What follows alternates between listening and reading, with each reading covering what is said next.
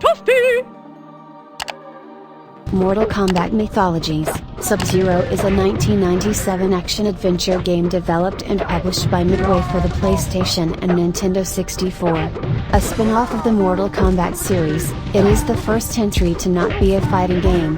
Set before the original 1992 game, players controlled by Han, the Elder Sub-Zero, during his quest to find Shinnok's amulet. It also serves as a prequel to Mortal Kombat 4, which was released the same year, introducing characters and story elements that would be used by the fourth main installment. Mythologies is the final game in the series to use digitized actors.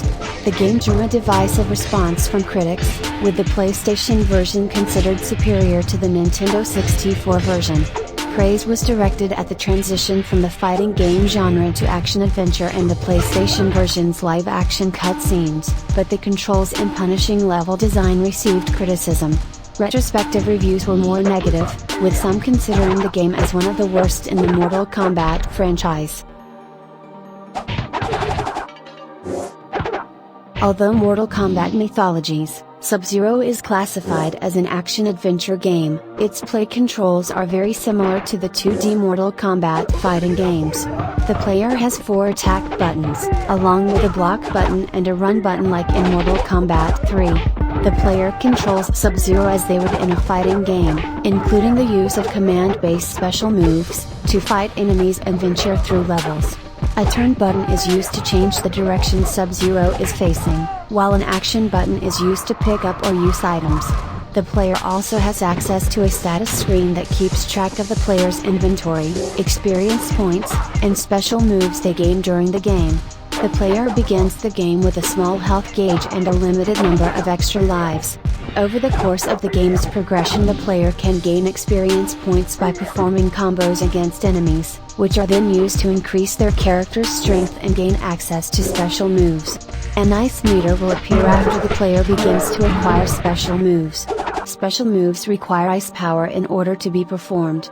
Health and ice power can be replenished by picking up items, although the ice meter will gradually replenish itself over time as well. The player also needs to retrieve key items. Passwords are used to keep track of the player's progress.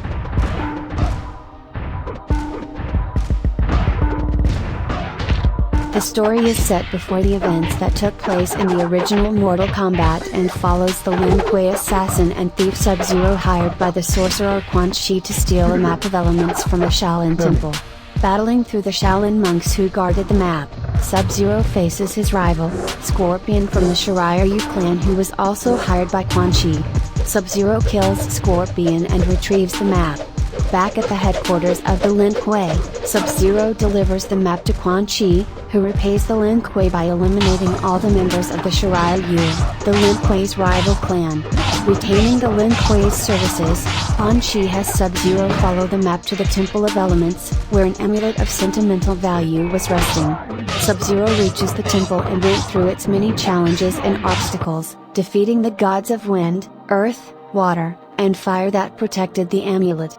Just as Sub-Zero reaches out for it, Quan Chi takes the amulet, saying that it was actually the source of power for a fallen elder god named Shinnok. Quan Chi disappears through a portal, and the Thunder God Raiden accuses Sub-Zero, ordering him to go to the Netherrealm to retrieve the amulet. Sub-Zero is sent to the Netherrealm but is trapped in the prison of souls by Quan Chi's guards. There, he is met by the undead specter of his nemesis, Scorpion, who blames Sub-Zero for the destruction of his clan and family. Sub-Zero once again defeats Scorpion and escapes. He then fights Quan Chi's underlings, Kia, Serena, and Jata Aka. Retrieving their transportation crystals, he is able to get to Quan Chi's fortress. Sub-Zero defeats the 3 of them but canonically spares Serena's life and goes to Quan Chi's room. The fight against Quan Chi ends with Sub-Zero's victory and Serena finishing Quan Chi and him falling to his apparent death.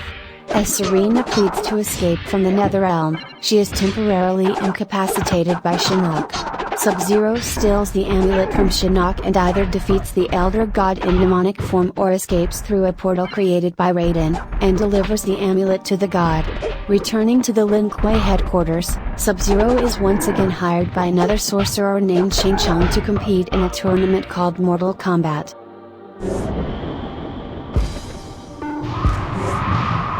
The making of Mortal Kombat Mythologies, Sub-Zero spanned about 14 months from start to finish, with news that the game was being worked on leaking to the press in the third quarter of 1996. Designer and Sub-Zero co-creator John Tobias said he was intrigued by the character's backstory and wanted to flesh it out. The main design team was located at Midway's Chicago offices and consisted of 5 artists, 2 programmers and a sound designer. The graphics in Mortal Kombat Mythologies, Sub-Zero were created using many different techniques. While Sub-Zero and many of the more humanoid characters were created using Mortal Kombat's trademark of digitizing live actors, many of the more ominous enemies, as well as all of the backgrounds, were done in real-time 3D. This combination supposedly provides for a more realistic look than has ever been achieved in the previous Mortal Kombat games.